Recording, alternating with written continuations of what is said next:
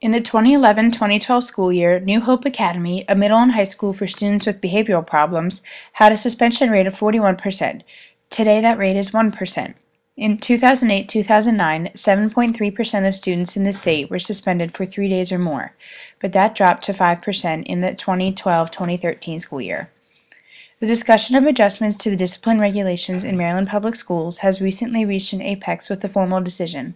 In January 2014, after a 4-year effort, Maryland officials approved changes to state discipline policies to include reconsideration of the zero-tolerance policy, alternative methods to the traditional out-of-school discipline, and the requirement to provide educational materials for those students being punished so as they do not fall behind in school.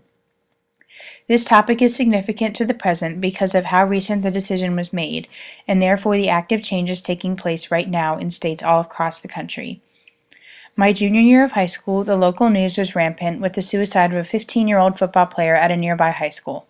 While I did not attend that school, I lived about 5 miles away from it, and I knew many people who did. The student was Nick Stubin of W.T. Woodson High School. It was initiated by the excessive disciplinary action taken against him. School administration is kept in a tight grip of disciplinary policies established because of zero tolerance.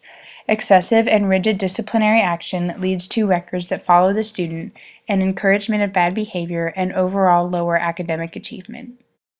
Firstly, excessive and rigid disciplinary action leads to judicial records that follow the student. Colleen Curie, a reporter for ABC News, writes that Montgomery County School District suspended 6-year-old Rodney Lynch for pointing his finger in the shape of a gun towards a classmate.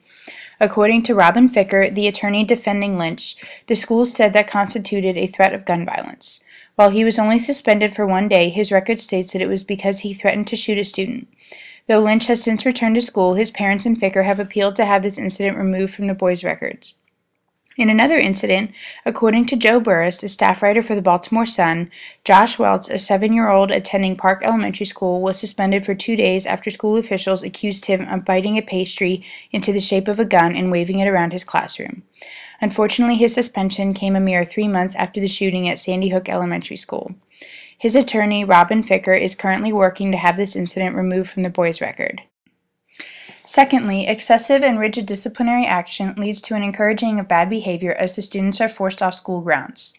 According to Lizette Alvarez, a staff writer for the New York Times, in the past 2 decades, schools around the country have seen suspensions, expulsions, and arrests for minor, nonviolent offenses climb together with the number of police officers stationed at schools. The zero-tolerance policy first grew out of the war on drugs in the 1990s and became more aggressive in the wake of school shootings. Golden Ring Middle School in Baltimore County has cut its suspension rate in half over the past 4 years. Principal Candace Taylor said several administrators have met individually with students who are misbehaving to talk about their behavior and academic work at regular intervals. Liz Bowie with the Baltimore Sun interviewed Devin Grady, a boy who disliked attending middle school at New Hope Academy so much that he began finding ways to get sent home. I started to do stuff, mostly just being all kinds of disrespectful on purpose, just to get suspended, he said. However, studies show that when many of the repeat offenders in schools don't get the desired attention or response, like getting out of a day of school, the behavior changes. No longer are these students getting rewarded, per se, in the eyes of the students for acting out. After this change in discipline, Devon said administrators, quote, started to know what I was doing and would work around it.